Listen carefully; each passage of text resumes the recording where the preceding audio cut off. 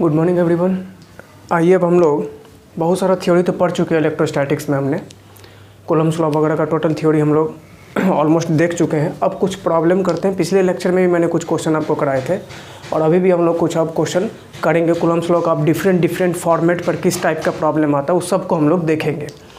ठीक है, तो कूलम्ब्स लॉ का वेक्टर फॉर्म मैंने बताया था। उस वेक्टर फॉर्म पे एक बढ़िया क्वेश्चन उठाते हैं जिससे कि आपका कंसेप्ट पूरा क्लियर हो जाएगा एक ही क्वेश्चन में, और इसके टाइप का और भी क्वेश्चन आपको हम कराएंगे। तो आइए, ये देखो, ये जो प्रॉब्लम है, पहला क्वेश्चन ये बोल रहा है, ध्यान से समझिए कि ये एक्स एक्सिस और ये Y axis, X Y plane में कोई चार्ज को रख दिया, सब charge Q Q Q Q करके है। ठीक है, हम क्या कर रहे हैं कि हर एक चार्ज को नेमिंग कर लेते हैं। इसको मान लेते हैं 1, इसको दे देते हैं नंबर 2, इसको दे देते हैं 3, इसको दे देते हैं 4, इस तरह से दे दिए। ये ओरिजिन पॉइंट है। ओरिजिन पॉइंट का कोऑर्डिनेट अगर आप लिखना चाहें तो 0,0,0 ऐसा आप लिख सकते हैं। ठीक है, यहाँ से बोल रहा है कि चार्ज Q एक और लिया गया। इस चार्ज Q को इज प्लेस्ड एट 0, 0, 1, यानी कि x axis 0, y axis 0, z axis 1, यानी कि जो चार्ज है वो यहाँ है। ठीक है, चार्ज यहाँ है, एक्स वाई प्लेन से बाहर है। ठीक है, ये भी डिस्टेंस 1 है, ये भी डिस्टेंस 1 है, इधर भी 1, नीचे भी 1 और ये ऊपर भी 1 है। तो यहाँ जो चार्ज होगा उस पर आपको बोल रहा है नेट फोर्स फाइंड आउट करने के लिए। अब यहाँ समझो, इसमें थोड़ा सा आपको एनालिसिस करना पड़ेगा। क्वेश्चन नंबर 1 में जो इसका सॉल्यूशन है वो समझिए आप।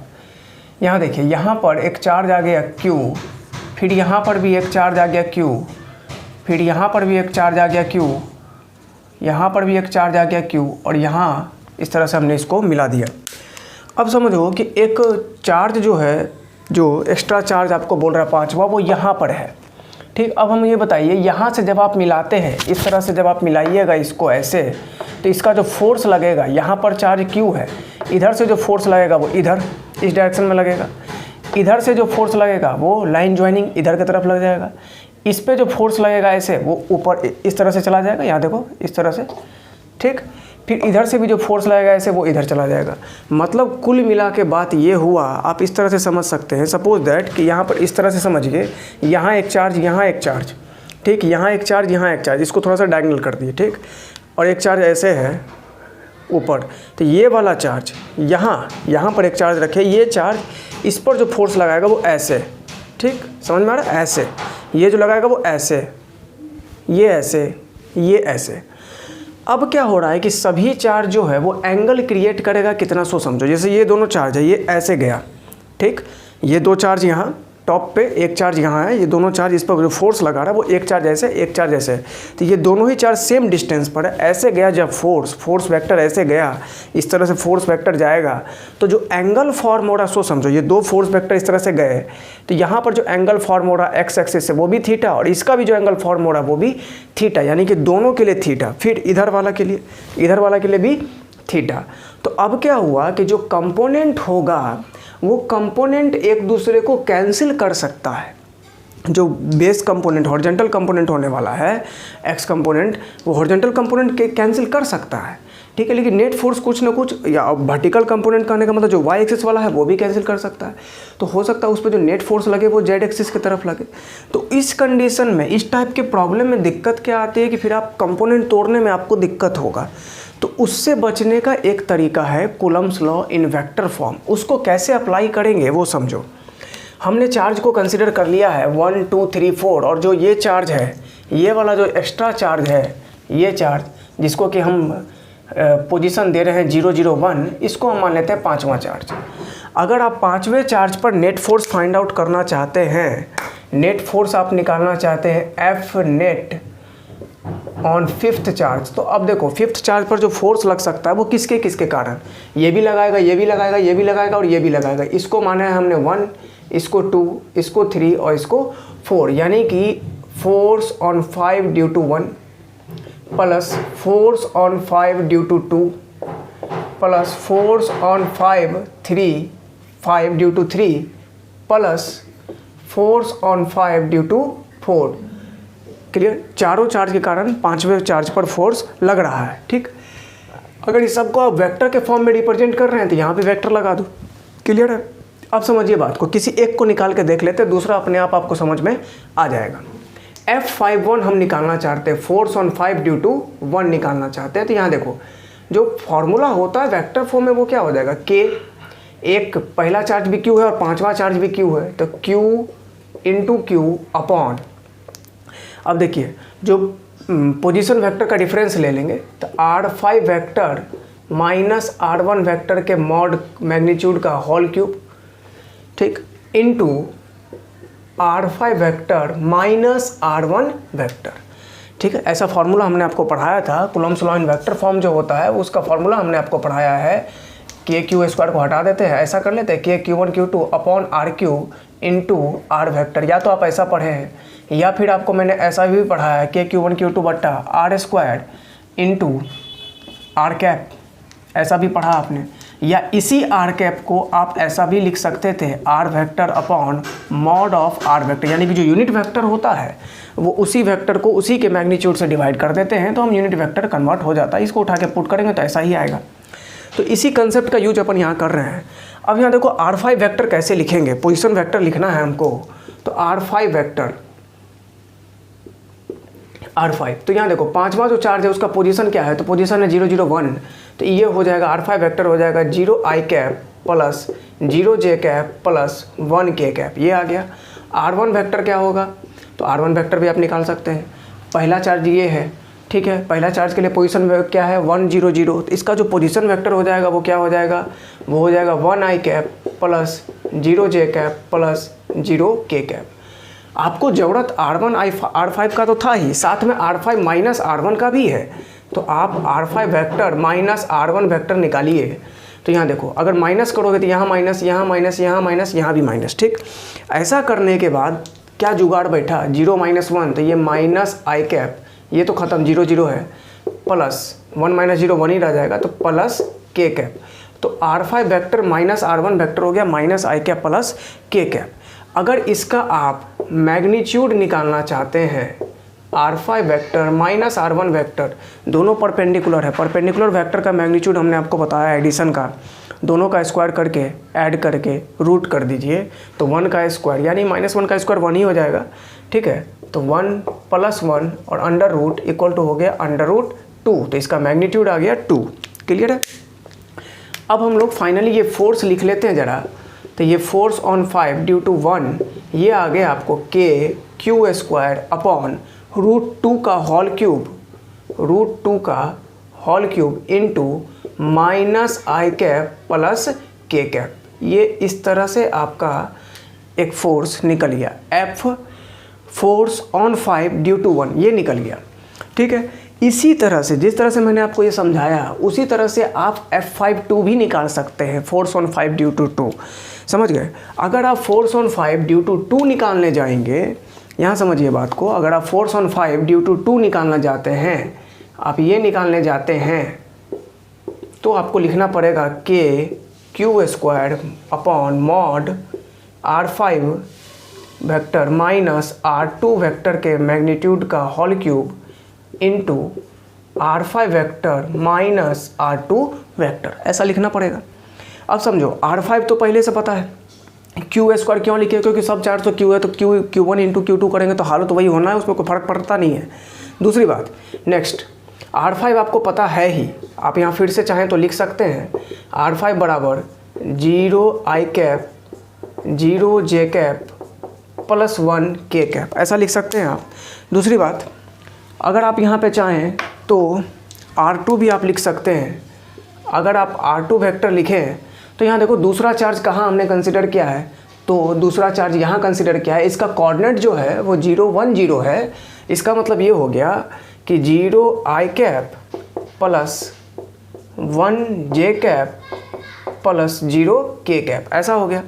अब यहाँ से आप चाहें तो R5 vector minus R2 vector जैसे ही निकालोगे, 0 0 ख़त्म है, यहाँ माइनस करना पड़ेगा, ये माइनस और ये भी माइनस हो जाएगा, तो ये हो जाएगा minus J cap plus K cap, ऐसा हो जाएगा। अगर इसका मैग्नीट्यूड निकालोगे तो इसका भी मैग्नीट्यूड आपको यहाँ देख लो, इसका R5 vector minus R2 vector का मॉड निकालोगे तो ये भी तुमको √2 ही आएगा, क्योंकि -1 का स्क्वायर +1 +1 का स्क्वायर 1 + 1 2 √2 फंसेगा।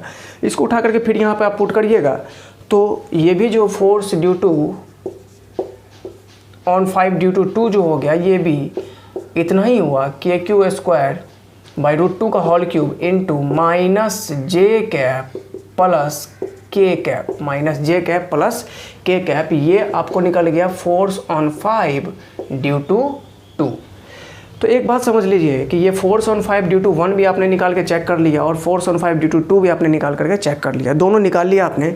इसी तरह से आप फोर्स ऑन 5 ड्यू टू 3 भी निकालेंगे और 4 भी निकालेंगे, और सबको निकाल करके जब आप ऐड करेंगे तो नेट फोर्स आपको ऑटोमेटिकली फाइंड आउट हो जाएगा in the vector form. Clear हुआ बात को? अगर उसका मैग्नीट्यूड निकालना चाहेंगे तो वेक्टर का मैग्नीट्यूड तो आपको पता ही है, और आप आसानी से वेक्टर का मैग्नीट्यूड फाइंड आउट कर सकते हैं। ठीक है, आप स्क्रीनशॉट ले लीजिए या फिर इसको पॉज करके नोट कर लीजिए। नेक्स्ट देखो, ये सब बहुत बढ़िया क्वेश्चन है। इससे क्या हुआ कि एक ही क्वेश्चन से ऐसा क्वेश्चन तो और कराएंगे, लेकिन ये एक बढ़िया क्वेश्चन था जिससे कि आपको बहुत बढ़िया कॉन्सेप्ट क्लियर हो गया कि जहाँ पर अगर हम कंपोनेंट तोड़ने में परेशानी हो जाए, एंगल अपन सेलेक्ट नहीं कर पा रहे ढंग से, है ना, आपको जैसे दिक्कत हो तो आप उसको वेक्टर फॉर्म में कन्वर्ट करके उसका काम तमाम कर सकते हैं। ठीक है, चलो नेक्स्ट क्वेश्चन हम देखने जा रहे हैं। नेक्स्ट एक थोड़ा सा छोटा सा कॉन्सेप्ट देख लो ज़रा। यहाँ देखिए,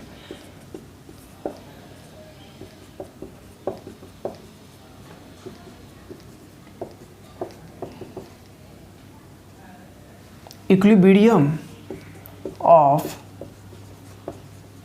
चार्जेज। अब यहाँ देखो, इक्विलिब्रियम ऑफ चार्जेज, इसमें क्या करेंगे, इस टाइप के प्रॉब्लम्स उठते हैं तो क्या करेंगे समझो। इक्विलिब्रियम ऑफ चार्जेज जहाँ लिखा होता है, एक बात जानिए, इक्विलिब्रियम का मतलब होता है कि वो बॉडी जो है वो बॉडी रेस्ट में है ना, सामंजस्य स्थापित कर चुका, हिंदी में बोले तो संतुलन में है, रेस्ट में है, स्टेबल कंडीशन में है। अगर वो रेस्ट में है तो उसका मतलब होता है कि उस पर जो नेट फोर्स होगा वो 0 हो जाएगा। अगर नेट फोर्स 0 हुआ तो इसका दो कंडीशन, या तो आपका एक्सेलरेशन 0 हो गया होगा, या दूसरी बात आपका जो वेलोसिटी है वो क्या हो गया होगा, कांस्टेंट हो गया होगा। तो जब आप इस कांस्टेंट वेलोसिटी को टाइम के साथ डिफरेंशिएट करेंगे तो ये 0 हो जाएगा, और यही आपका एक्सेलरेशन भी कहलाता है। ठीक है, तो कहने का मतलब ये हुआ कि अगर किसी बॉडी पर आपको चार्ज सिस्टम पे बोलता है कि कोई 2-3 चार्ज का सिस्टम दे देता है और आपको बोलता है कि उस पर नेट फोर्स 0 हो रहा है, या बोलता है कि कोई एक पर्टिकुलर चार्ज जो है वो इक्विलिब्रियम में है, तो अगर ऐसा कंडीशन आपको बोलता है तो उस कंडीशन में आपको नेट फोर्स को क्या कर देना है, 0 कर देना है। अगर आप ऐसा करते हैं तो आपको उसका आंसर मिल जाएगा। जैसे कि हम उठाने जा रहे हैं यहाँ पर question number 2।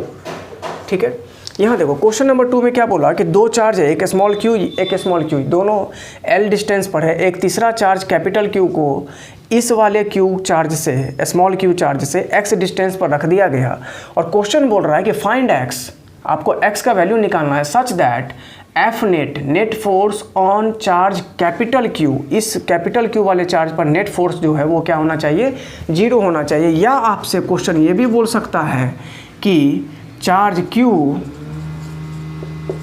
Is in equilibrium, है ना, नेट फोर्स 0 ने लिख करके हो सकता है आपको ये भी बोल दे कि चार्ज Q जो है वो क्या है, इक्विलिब्रियम में है। तो यहाँ देखिए क्वेश्चन नंबर 2 को अपन कैसे सॉल्व करें, इज़ वेरी सिंपल क्वेश्चन। अभी तो फिलहाल देखो इलेक्ट्रोस्टैटिक्स में इक्विलिब्रियम टाइप प्रॉब्लम को सॉल्व करने के दो तरीके होते हैं, 2 से ज़्यादा ही तरीके होते हैं, लेकिन 2 तरीके मेनली अपन डिस्कस करते हैं।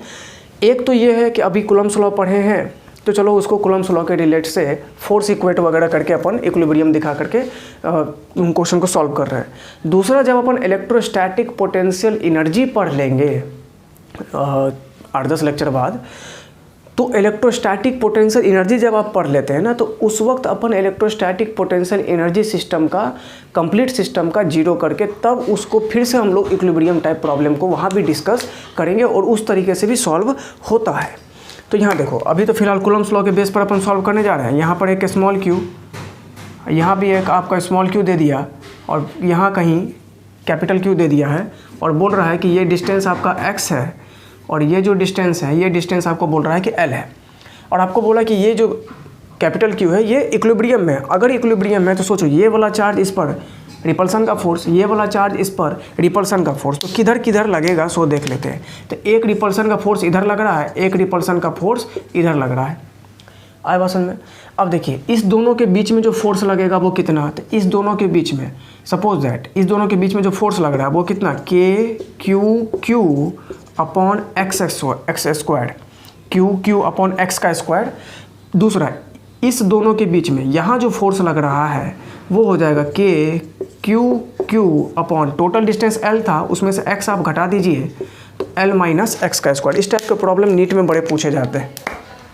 ये और ये गोपाच कट गया, इसको आप क्या करिए पलट दीजिए, तो ये हो जाएगा X square equal to L minus X का होल स्क्वायर। अगर आप स्क्वायर रूट ले लेते हैं तो दोनों साइड से स्क्वायर आपका हट जाता है, तो बच जाएगा x बराबर L माइनस एक्स, यानी कि 2x बराबर L, यानी कि x बराबर L/2। और जो भी यूनिट होगा, मीटर हो सेंटीमीटर हो, यानी कि x बराबर L/2 डिस्टेंस पर, यानी कि इस सिस्टम में ठीक मिड पॉइंट पर अगर हम इस कैपिटल Q चार्ज को रखेंगे तो ये कैपिटल Q चार्ज क्या चीज़ में रहेगा, इक्विलिब्रियम में रहेगा, या उस पर लगने वाला नेट फोर्स क्या हो जाएगा, 0 हो जाएगा। क्लियर हुआ? नेक्स्ट क्वेश्चन देखते हैं, तीसरा प्रॉब्लम।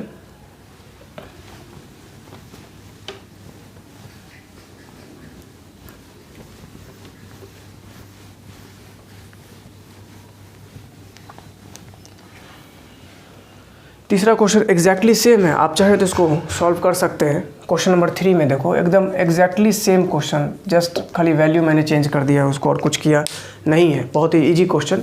यहाँ पर देखो इस दोनों के बीच में लगने वाला फोर्स कितना हो जाएगा, तो KQ upon X square equal to KQ into 4Q upon L minus X का होल स्क्वायर। ऐसा कर दिया आपने, ठीक। अब यहाँ देखो KQ कैपिटल Q, ये कट गया, इधर बच गया 1/x स्क्वायर, इधर बच गया 4 बट्टा, इधर बच गया 1/x स्क्वायर, इधर बच गया 4 अपॉन L माइनस एक्स का होल स्क्वायर। दोनों को पलट दीजिए तो x स्क्वायर बराबर L माइनस एक्स का होल स्क्वायर बट्टा 4, स्क्वायर रूट ले लो तो x बराबर L minus x by 2, cross multiply 2x बराबर L माइनस एक्स, यानी कि 3x बराबर L, तो x बराबर हो गया L/3, यानी कि x बराबर L/3 डिस्टेंस पर जो है वो, अगर आप इस कैपिटल Q चार्ज को इस दोनों Q स्मॉल q और 4Q चार्ज के बीच में रखते हैं तो ये कैपिटल Q चार्ज इक्विलिब्रियम में रहेगा, या बोल सकते हैं कि इस पर लगने वाला जो नेट फोर्स होगा वो 0 हो जाएगा। तो इस तरह से आपने ये देखा कि कैसे हम लोग इसको बैलेंस कर रहे हैं इस चक्कर में, ठीक है। तो इससे एक छोटा सा कंसेप्ट आप डेवलप कर सकते हैं, उसको हम नोट में आपको लिखवाते हैं। यहाँ देखो, जिससे कि एक छोटा छोटा टेक्निक डेवलप हो जाता है और कुछ है नहीं, समझ गए ना। तो यहाँ देखिए नोट में इसको आप लिख लीजिएगा ज़रूर। If Q1 and Q2 are similar charges and capital Q is placed at distance x from Q1 so that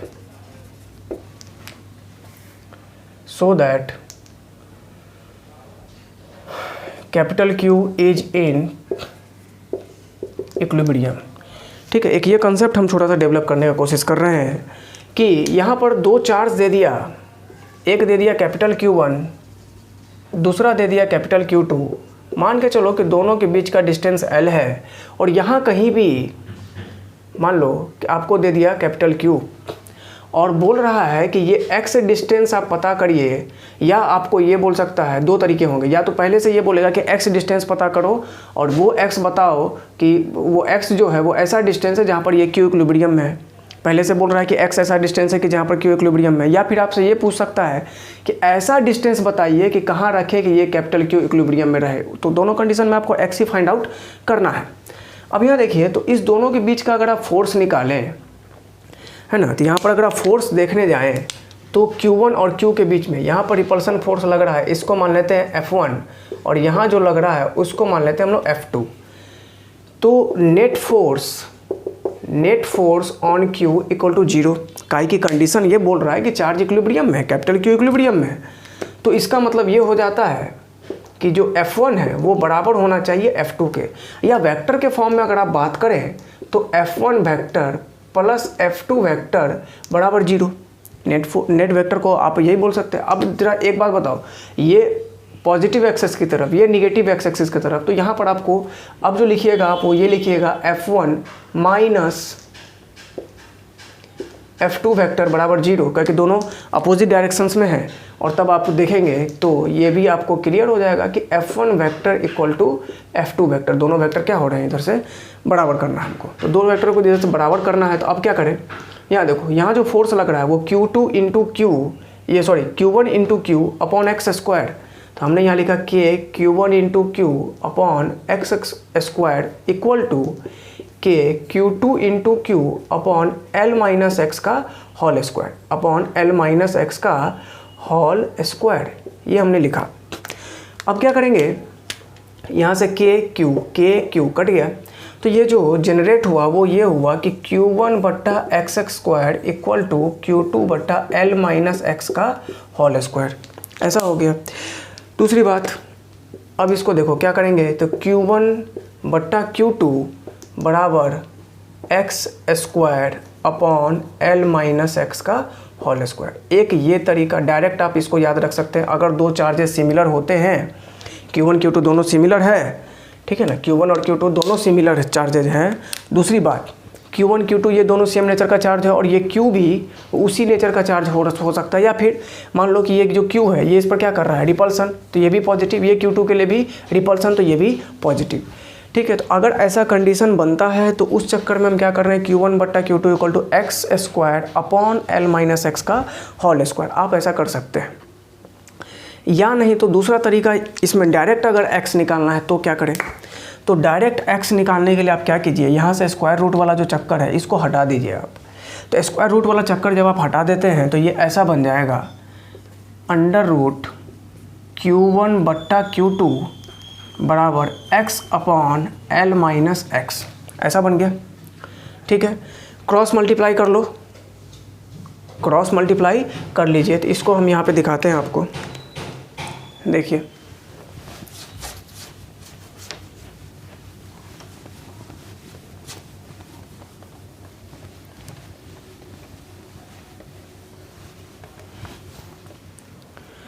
तो वहाँ से आगे आपको अंडर रूट Q1 बट्टा Q2 equal to X into L minus X, तो यहाँ पर L माइनस एक्स, ठीक है, equal to under root Q1 बट्टा Q2 इंटू एक्स, ऐसा कर सकते हैं आप। इस क्या करो, माइनस एक्स वाले को उधर ले जाओ और सीधा प्लस एक्स कर दीजिए आप आड़वसन में। इस माइनस एक्स वाले को आप क्या कर दीजिए कि सीधा उधर ले जा करके प्लस एक्स कर दीजिए। तो ऐसा करने पर ये जो है, यहाँ देखो, ये जो था इसके नीचे 1 था, नहीं एक सेकंड, सॉरी रुक जाइए, क्योंकि यहाँ पर ये देखो, ये क्वांटिटी ना ऊपर जा रहा है, समझ गए, और ये क्वांटिटी ऊपर जा रहा है, तो इसको पूरी तरीके से अगर खोलना है ताकि आपको कन्फ्यूज़न नहीं हो, इसके लिए क्या करो कि एक काम कर लीजिए, ऐसा कर लीजिए आप, under root Q1 into L minus X equal to under root Q2 into X, ऐसा कर सकते हैं हम लोग, ठीक है। यहाँ से स्क्वायर हटाए तो स्क्वायर रूट दिए, तो अंडर रूट Q1 बट्टा under root Q2 equal to X upon L minus X, ऐसा कर सकते थे हम लोग। ये कितना हो गया, under root Q1L minus under root Q1 X बराबर अंडर रूट Q2 एक्स, ऐसा कर लिए। अब क्या कर लो, इसको उधर भेज दीजिए ज़रा, तो अंडर रूट Q1L बराबर अंडर रूट Q2, ये देखो माइनस उधर जाएगा तो प्लस हो जाएगा, plus under root Q1 into X. तो यहाँ से अगर आप x निकालना चाहते हैं तो डायरेक्ट निकल जाएगा under root Q1 into L upon under root Q2 plus under root Q1। ये हो गया एक तरीका। या तो आप दो फोर्स को इक्वेट कर लीजिए, उससे ही बन जाता है, या फिर आप डायरेक्ट ये फार्मूला याद रखो, या और सिंपलीफाई करना है, स्क्वायर वगैरह से बचना है तो यहाँ पर ले आओ, और बचना है तो कोई दिक्कत नहीं है, और बचने का भी उपाय है। अंडर रूट Q1 ऊपर भी है, अंडर रूट Q1 नीचे भी है, तो कॉमन ले लीजिए आप। कॉमन जैसे लीजिएगा तो कट जाएगा, तो ऊपर क्या बचेगा, सिर्फ L बचेगा, L अपॉन √Q2/Q1, ये दोनों रूट के अंदर ही है, +1। ऐसा भी कर लेंगे तो भी आपका काम हो जाएगा। लेकिन ध्यान ये रखना कि ये जो x डिस्टेंस है वो x डिस्टेंस कहाँ से है, कैपिटल Q1 चार्ज से हमने लिया था x डिस्टेंस को। तो हमेशा ध्यान रखिएगा यहाँ जो x निकलेगा वो कैपिटल Q1 चार्ज से निकलेगा, या बोल सकते हैं कि x is from capital Q1। Clear. अब क्या करिए, जो दो क्वेश्चन को हमने फोर्स इक्वेट करके दिखाया, अगर आप उसका डायरेक्ट वैल्यू भी पुट करेंगे तो आपको फट क्लियरली दिखाई देगा। जैसे एक क्वेश्चन का आंसर, जस्ट थर्ड क्वेश्चन का आंसर क्या आया था, x = L/3। तो यहाँ देखो x = L, Q2 कितना था 4Q, और Q कितना था Q, है ना। x बराबर जो है वो कितना निकल जाएगा, फटाक से देख लीजिए, x = L/4Q/Q +1, तो Q से Q कट जाएगा, √4 का वैल्यू 2 और 2 + 1 3, तो x = L/3। बिना फोर्स इक्वेट किए ही एकदम with in a fraction of second फटाक से आंसर आ जाएगा। तो आप इस फार्मूला को भी अगर ध्यान रखते हैं, लेकिन कंडीशन ध्यान रखना, Q1 Q2 दोनों सिमिलर चार्जेज होने चाहिए, और जो x डिस्टेंस है वो कहाँ से होना चाहिए, Q1 से होना चाहिए। आप इसको नोट करिए। उसके बाद हम लोग ये चौथा प्रॉब्लम को भी हम लोग देखेंगे।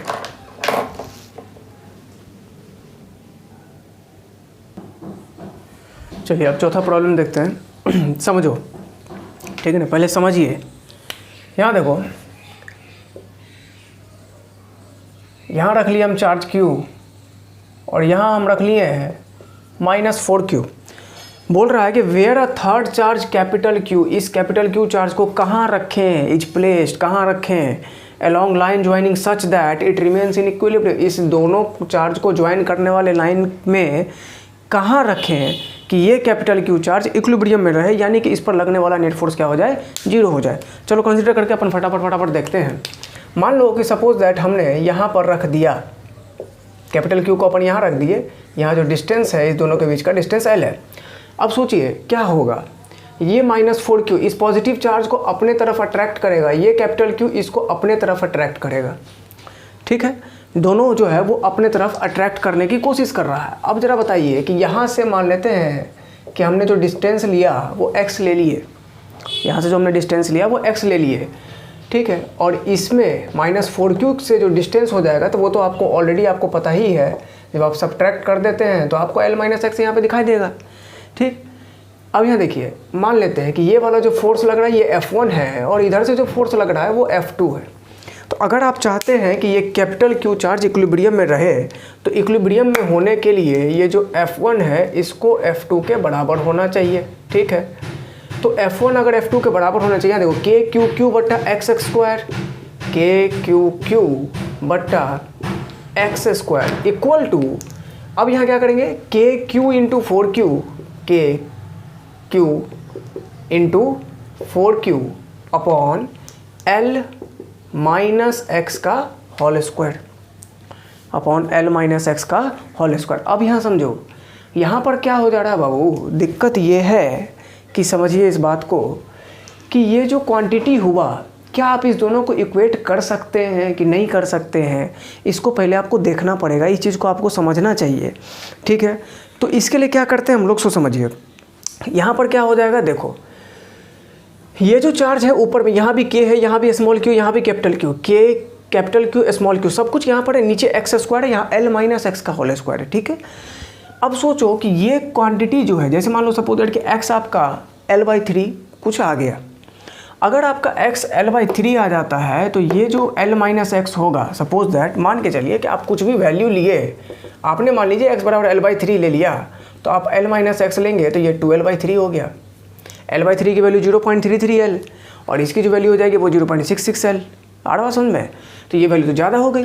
दूसरी बात ध्यान से सुनो, ऊपर K small q capital Q, ऊपर K small q capital Q, ऊपर में एक 4 एक्स्ट्रा है, ऊपर में एक 4 एक्स्ट्रा है, और ये वैल्यू आपके x से ज़्यादा है, मतलब जो L - x होने वाला है वो ज़्यादा है x से, तो ये क्वांटिटी ज़्यादा। आड़वासन में अब अभी देख रहे हैं ज़्यादा है, आगे और कंडीशन देखेंगे अपन, ये क्वांटिटी ज़्यादा हो गया, ठीक। ऊपर 4 एक्स्ट्रा आ रहा है, ठीक है। दूसरी बात, तो अगर ये ऊपर न्यूमरेटर बढ़ गया तो ओवरऑल वैल्यू तो बढ़ जाएगा ना।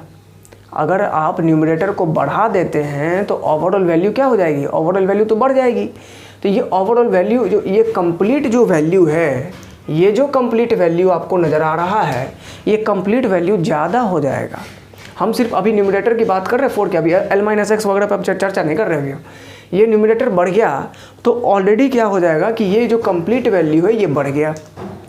ठीक, दूसरी बात, x की वैल्यू अगर मान लीजिए सपोज दैट जैसे L/3 है, L/3 के बदला हो सकता है कि x की वैल्यू आपको कुछ भी अपन मान लेते हैं कि x की वैल्यू ही 2L/3 हो जाती तो L-x की वैल्यू तो L/3 हो जाएगी।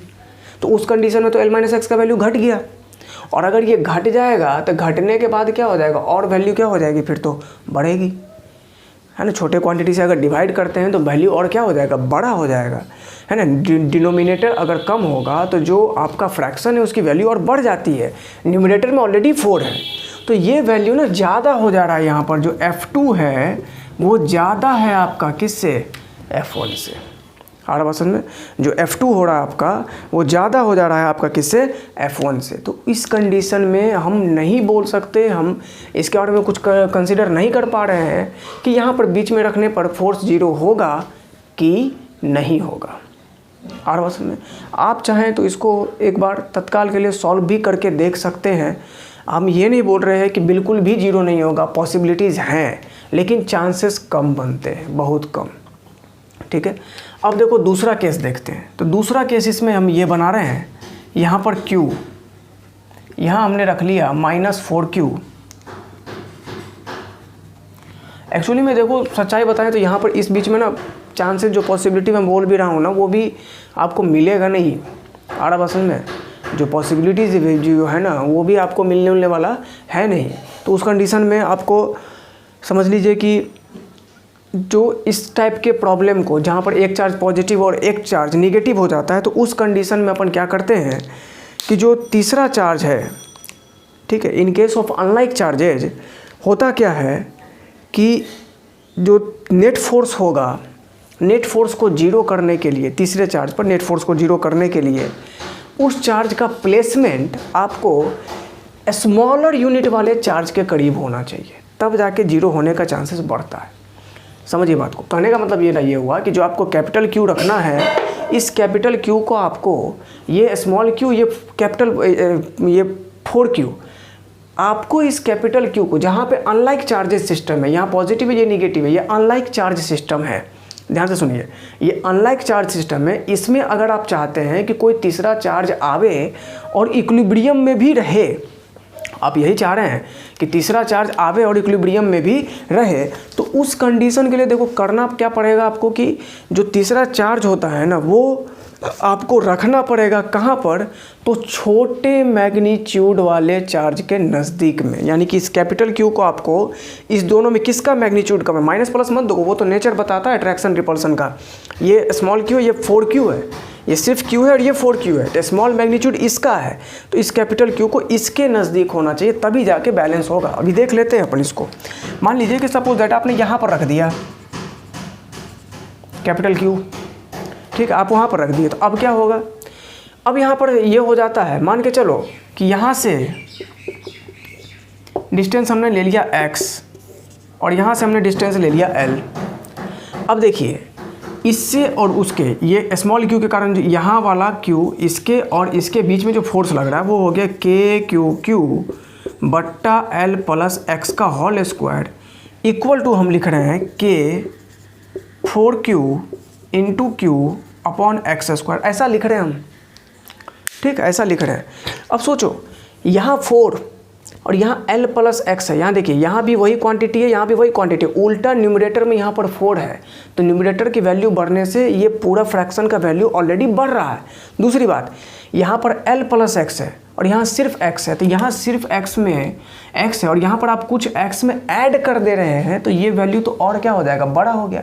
एक तो ऑलरेडी ऊपर वाला जो क्वांटिटी था ये न्यूमरेटर इस न्यूमरेटर से कमज़ोर है, दूसरा डिनोमिनेटर भी क्या हो गया, डिनोमिनेटर और स्ट्रांग हो गया, न्यूमरेटर कमज़ोर और डिनोमिनेटर और स्ट्रांग हो जाएगा तो पूरे फ्रैक्शन की वैल्यू क्या हो जाएगी, और घट जाएगी। यहाँ पर सिर्फ x है और यहाँ ऑलरेडी l प्लस x है, तो न्यूमरेटर तो ऑलरेडी इसका कमज़ोर था, ये न्यूमरेटर वीक है इसके कंपैरिजन में, ठीक है। और ये जो x है इसके कंपैरिजन में अगर देखें तो इसके कंपैरिजन में इस x से ज़्यादा है ये l प्लस x, तो डिनोमिनेटर बहुत स्ट्रांग हो गया। तो ये कंप्लीट वैल्यू जो है ना, ये कंप्लीट वैल्यू आपको इक्वल नहीं होगा, ये कंप्लीट वैल्यू कभी भी इक्वल नहीं होगी, ये कंप्लीट वैल्यू बहुत कम हो जाएगी। यानी कि ये फोर्स अगर आप इसको F1 मानते हैं तो F1 काफ़ी कमज़ोर है कंपैरिजन टू F2। अगर ये दोनों फोर्स इक्वल है ही नहीं तो यहाँ पर ये इक्विलिब्रियम में रहेगा ही नहीं। आ रहा पसंद है, वहाँ पर भी इक्विलिब्रियम क्या हो गया, ख़त्म हो गया। अब क्या करें, इक्विलिब्रियम तो गड़बड़ हो गया। तो अब एक तरीका और है, इसको हटाते समझ में आया होगा, दोनों केस ध्यान से समझ लीजिएगा, ठीक है ना। अब देखते हैं नेक्स्ट केस। नेक्स्ट केस देखो, आखिर अब कहाँ रखें, तो अब हम रखते हैं इसको जो स्मॉलर चार्ज है जिसका मैग्नीट्यूड कम है उसके नज़दीक में रखते हैं। तो यहाँ देखिए, ये रहा Q, ये रहा -4Q, और अब हमने यहाँ इसको रख दिया और यहाँ हम बोल रहे हैं कि ये क्या है, कैपिटल Q है। अब क्या करेंगे, तो इस स्मॉल q से जो डिस्टेंस है, ये डिस्टेंस आप ले लीजिए कितना, x, और ये जो डिस्टेंस है ये डिस्टेंस कितना, l। अब सोचो, इसके कारण, इसको पहला चार्ज मान रहे हैं तो इसके कारण रिपल्सन फोर्स लग रहा है F1 और इसके कारण एक अट्रैक्शन फोर्स लगेगा F2। कैलकुलेट करके अपन देखते हैं, KQQ upon x square equal to K4Q into capital Q upon L plus x का होल स्क्वायर, ऐसा लिख दिया आपने। अब यहाँ देखो, तो यहाँ वाला जो न्यूमरेटर है उसमें K small q capital Q, K small q capital Q दोनों है, ठीक है, दोनों में है। यहाँ पर न्यूमरेटर में एक्स्ट्रा 4 है, ठीक है। यहाँ पर न्यूमरेटर स्ट्रांग है, इसमें न्यूमरेटर स्ट्रांग है, लेकिन इसमें डिनोमिनेटर स्ट्रांग है, ठीक है। स्ट्रांग करने का मतलब x की वैल्यू कितनी भी तो होगी तो l प्लस x से तो कम ही होगी, तो ये वैल्यू कम, यहाँ पर डिनोमिनेटर कम और यहाँ डिनोमिनेटर ज़्यादा, यहाँ न्यूमरेटर कम और यहाँ न्यूमरेटर ज़्यादा, यहाँ न्यूमरेटर कम, यहाँ न्यूमरेटर ज़्यादा, यहाँ डिनोमिनेटर कम और यहाँ डिनोमिनेटर ज़्यादा।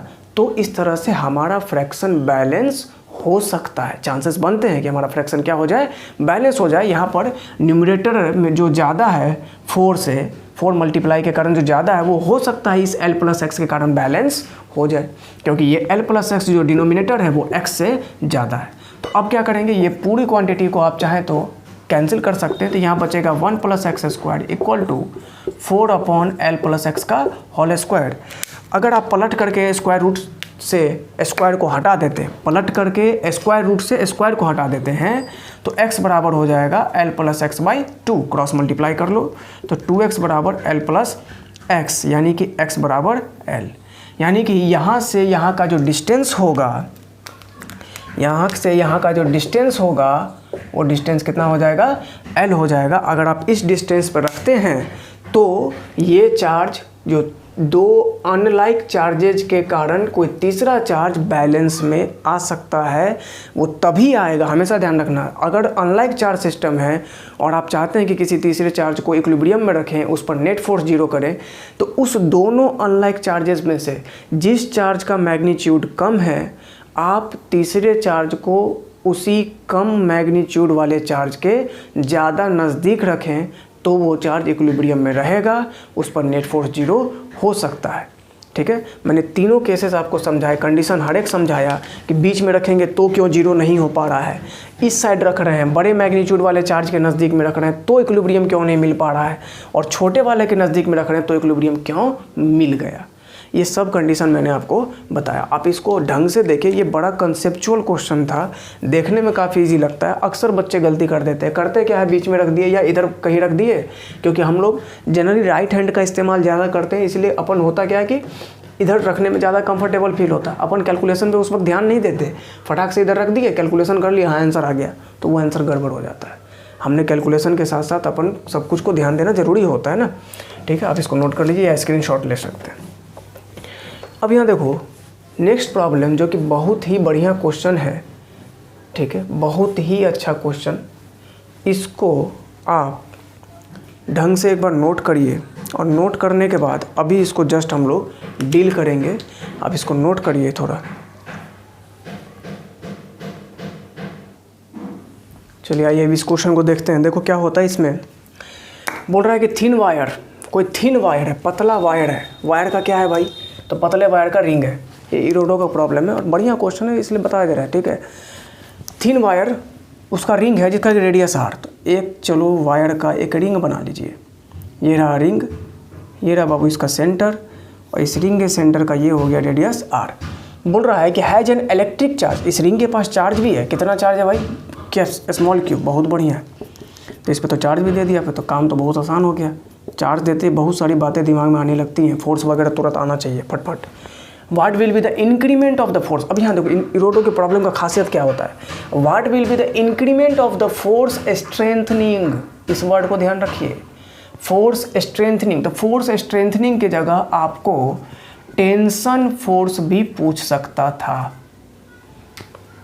फाइंड आउट द टेंशन, ठीक है ना। आपको टेंशन फोर्स भी पूछ सकता था। फोर्स स्ट्रेंथनिंग के जगह पे आपसे टेंशन फोर्स भी पूछा जा सकता है, ठीक है, कोई बात नहीं, बहुत बढ़िया, इसे तो बहुत इजी हो गया।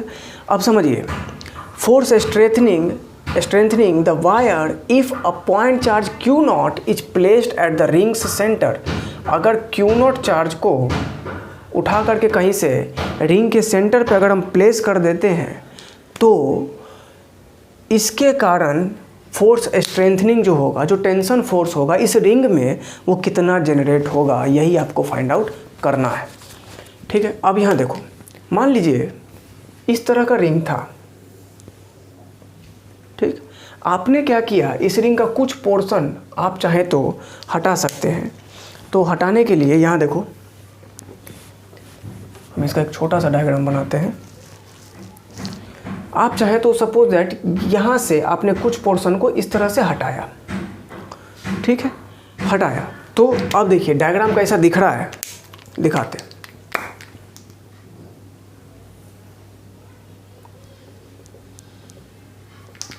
ये आपने ऐसा किया। अगर रिंग को आपने बीच में से कहीं से भी पोर्शन से कट किया है तो एक बात बताओ, इस दोनों पोर्शन के बीच में पहले बॉन्डिंग था, पहले रिंग कंटिन्यूस था, पूरा जुड़ा हुआ था ना, रिंग कंटिन्यूस था। आपने बीच में से कहीं से क्रैक किया तो एक बात बताओ, ये टेंशन फोर्स इस तरह से टी लग रहा होगा और इस तरह से इस पर भी टेंशन फोर्स टी लग रहा होगा, ठीक। जरा दोनों एंड को मिला दीजिए सेंटर से, तो यहाँ पर जो टोटल एंगल बन रहा है वो थीटा बन रहा है, बहुत बढ़िया। अब सोचो, पूरे रिंग पर जो चार्ज था वो पूरे रिंग पर, इसको अगर ज्वाइन कर देते हैं, अभी कहीं तोड़ के इधर दिखाई दिया हमने आपको, पूरे रिंग पर जो चार्ज था वो क्यू था। तो इस छोटे से पोर्शन पे जो चार्ज होगा उसको आप मान सकते हैं डी क्यू। और यहाँ से यहाँ तक का डिस्टेंस, ये जो डिस्टेंस है वो रेडियस के बराबर, तो ये डी क्यू और यहाँ पर चार्ज क्यू नॉट। तो एक इलेक्ट्रिक फोर्स लगेगा ऊपर के तरफ, या कूलम्ब फोर्स लगेगा ऊपर के तरफ। कितना लगेगा, तो के डी क्यू नॉट बट्टा आर स्क्वायर, का रेडियस आर है, आर पसंद। ठीक बीचों बीच जो फोर्स गया, तो हम मुझे ये बताओ कि बीचों बीच जो ये फोर्स जा रहा है तो अब क्या कंडीशन हो रहा है वो समझिए। यहाँ देखिए ऐसा हुआ, ये रहा फोर्स, इलेक्ट्रिक फोर्स, ये रहा आपका सेंटर, क्लियर है, सेंटर है। और इसको आप पीछे बढ़ाइए तो ऐसा लग रहा है यहाँ से टेंशन फोर्स टी ऐसा और यहाँ से ये टेंशन फोर्स टी ऐसा। ध्यान से समझो, इसको पीछे बढ़ाइए, ये इस तरह से टेंशन फोर्स लग रहा है, इसको पीछे बढ़ा के देखो तो मान लो कहीं यहाँ टच कर रहा है, ये यहाँ कहीं टच कर रहा है। ये कंप्लीट एंगल थीटा था, यहाँ जो कंप्लीट एंगल बन रहा था वो ये पूरा एंगल थीटा था। तो ये जो एंगल होगा वो कितना, θ/2। ये जो एंगल होगा वो कितना, θ/2। काहे कि अपन सिमेट्रिकल तोड़ रहे हैं। क्यों सिमेट्रिकल तोड़ रहे हैं, यहाँ भी डिस्टेंस आर है, यहाँ भी डिस्टेंस आर है, ये दोनों डिस्टेंस बराबर है तो एंगल भी क्या होगा, बराबर फॉर्म करेगा, इसलिए θ/2। अब यहाँ पर एक एक्सिस खींच लो, कंपोनेंट तोड़ के देखो कि कंपोनेंट क्या क्या आ सकता है।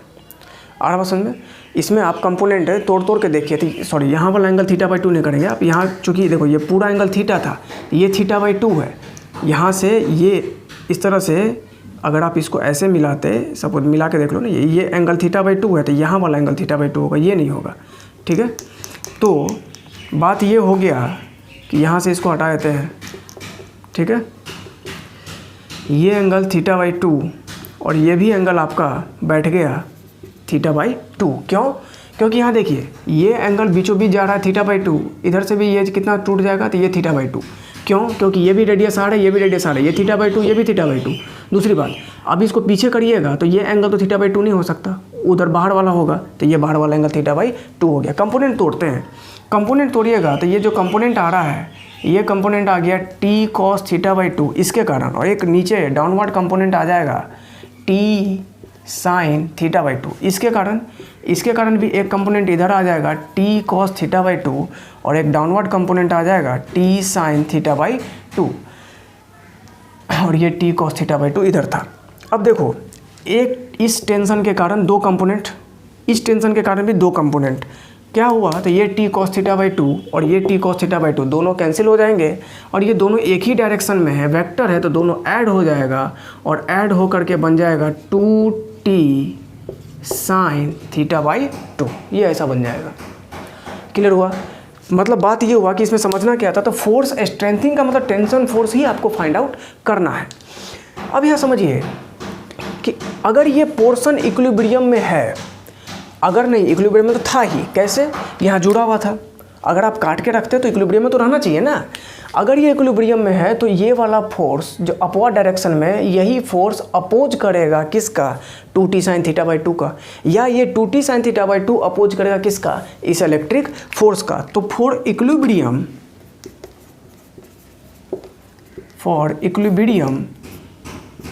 2t sin θ/2 equal to k dq q0 बटा r², ऐसा कर देंगे।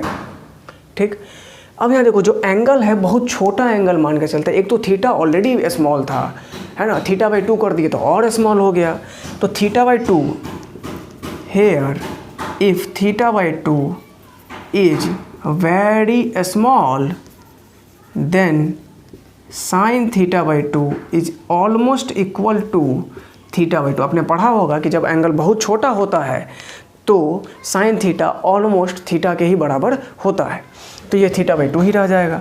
अगर ये θ/2 ही रह जाता तो इसमें आपने समझ लिया इधर, यहाँ देखो अब क्या करेंगे हम, तो यहाँ से sin θ/2 की जगह θ/2 रख दीजिए, 2t साइन नहीं रहेगा, θ/2 इक्वल टू k के जगह क्या पुट करेंगे, k को ऐसे रहने दो, Q0 भी ऐसे रहने दो अपॉन r²। अब बात आता है dq का, कि dq की जगह क्या पुट करें। तो ध्यान देखो, यहाँ देखो जब एंगल पूरा था, यहाँ जो एंगल कंप्लीट एंगल बन रहा था, ये कंप्लीट एंगल कितना बन रहा था? 2π 360 डिग्री। तो जब एंगल तुम्हारा, साइड में कर लेते हैं यहाँ पर, जब एंगल तुम्हारा 2π था तो आपके पास चार्ज q था। क्लियर? अगर आपका एंगल थीटा है, ठीक, अगर आपका एंगल कितना है? थीटा है, तो उस कंडीशन में क्या हो जाएगा? q बट्टा, तब जो चार्ज हो जाएगा वो हो जाएगा q बट्टा 2π इंटू थीटा। इसका मतलब ये हुआ कि 2π एंगल था, जब 360 डिग्री का एंगल था तो टोटल चार्ज q था, थीटा एंगल होगा तो q बट्टा 2π इंटू थीटा हो जाएगा। और हम ये थ्योरी के अकॉर्डिंग, और हम बोल रहे हैं कि ये इस पर थीटा एंगल पे जो चार्ज है वो dq है, मेरे अकॉर्डिंग dq है, और थ्योरी के अकॉर्डिंग q बट्टा 2π इंटू थीटा है। तो पुट कर दीजिए यहाँ पर हम पुट कर देंगे q बट्टा 2π इंटू थीटा। क्लियर? अब क्या कर सकते हैं आप, तो यहाँ से ये जो q है, थीटा जो है, और ये जो थीटा है, इसको दोनों को आप कैंसिल कर सकते हैं। और कैंसिल करने के साथ यहाँ देखो ये जो 2 और ये जो 2, इसको भी आप कैंसिल कर सकते हैं। करने के बाद t की वैल्यू आ जा रही है k Q0 q upon 2π r²। तो इस तरह से आपका जो टेंशन फोर्स है ये फाइंड आउट हो जाता है। यहाँ से टेंशन फोर्स T बराबर k Q0 q बटा 2π r²। अगर आप चाहें तो k की वैल्यू भी पुट कर सकते हैं 1/4π ε0। 1/4π ε0 पुट करोगे तो ये बन जाएगा, उसके बाद Q0 into q upon 8π² ε0 r², फिर ये बन जाएगा। आया समझ में? तो इस तरह से हम लोग जो फोर्स रहेगा अगर रिंग वगैरह का क्वेश्चन आता है तो उसके भी स्ट्रेंथनिंग के लिए, फोर्स स्ट्रेंथनिंग के लिए टेंशन फोर्स को वैल्यू फाइंड आउट कर सकते हैं। ठीक है, तो ये था आज के लिए हमको जो प्रॉब्लम्स आपको बताने थे न्यूमेरिकल्स, वो आपको मैंने बताया और बढ़िया बढ़िया कॉन्सेप्ट आपको सीखने को मिला। लाइक चार्जेज के केस में आपको किस तरह से फोर्स को इक्वेट करके दो चार्ज के बीच तीसरे चार्ज को रख के उसका इक्विलिब्रियम आप दिखा सकते हैं। उसके लिए मैंने फार्मूला भी, एक टेक्निक भी डेवलप करके दिखाया आपको, यहाँ पर प्रूफ की थे। x बराबर है ना L/√Q2/Q1, दोनों रूट में ही रहेगा, x बराबर L/, ये फार्मूला अभी जस्ट मैंने आपको प्रूफ करके दिखाया था। अगर लाइक चार्जेज हैं तो x बराबर L/√Q2/Q1+1। ध्यान रखना है ये कि ये फार्मूला लाइक चार्जेज के लिए वैलिड है। दूसरी बात, जो x है, जो डिस्टेंस है, वो कहाँ से है? Q1 चार्ज से है।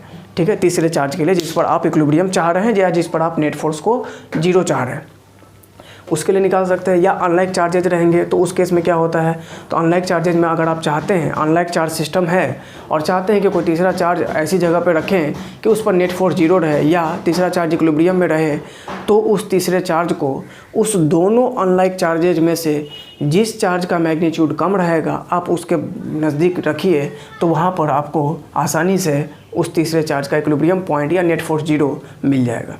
ठीक है, और ये एक इरोडो का बढ़िया सा क्वेश्चन था जिसमें कि आपने सीखा कि किस तरह से एंगल छोटा रहेगा तो करेंगे। यहाँ पर थीटा था, θ/2 हुआ। यहाँ सेंटर पे जाकर के θ/2 बन रहा था। ठीक है ना, ये θ/2 बन रहा था। अगर ये θ/2 बन रहा है तो ये तो θ/2 नहीं बन सकता, अब ये बनेगा θ/2। कंपोनेंट तोड़ के देखें तो हॉरिजॉन्टल कंपोनेंट कट गया, वर्टिकल कंपोनेंट क्या हो गया? ऐड हो गया। उसको हम क्या किए? इक्वेट कर दिए किससे? इलेक्ट्रिक फोर्स से, यानी कि F बराबर K/dQ/Q0 K/dQ/Q0/r², इससे इक्वेट कर दिया। इक्वेट करने के बाद हमने T जो है ये टेंशन फोर्स स्ट्रेंथनिंग, इसको फाइंड आउट कर लिया। अब जो नेक्स्ट क्लास होगा, नेक्स्ट वीडियो में हम आप लोगों को पढ़ाएंगे कंटिन्यूअस चार्ज डिस्ट्रीब्यूशन के बारे में। वो भी एक इम्पॉर्टेंट टॉपिक है, बहुत इंपॉर्टेंट टॉपिक है। इतना इंपॉर्टेंट है कि उसी के बेस पर आप फर्दर धीरे धीरे इलेक्ट्रोस्टैटिक्स के डेरिवेशन में इंटर करेंगे। तो आप इसको अच्छे से नोट कर लीजिए और प्रैक्टिस कर लीजिए। कोई भी डाउट होता है तो नीचे डिस्क्रिप्शन में व्हाट्सअप का लिंक है। और अगर इधर कुछ फार्मूला वगैरह में डाउट होता है तो इससे पहले वाला जो वीडियोस है Coulomb's law part 1, part 2, part 3, उसको आप देखिए। उसको अगर आप बढ़िया से गेन कर लेते हैं तो फिर इधर का प्रॉब्लम में आपको दिक्कत बिल्कुल भी नहीं होगा। उसका भी लिंक हम आपको डिस्क्रिप्शन में नीचे दे देंगे। ठीक है, और कोई भी डाउट हो तो नीचे डिस्क्रिप्शन में जो व्हाट्सएप का लिंक है उससे आप हमें कॉन्टैक्ट कर सकते हैं। Thank you.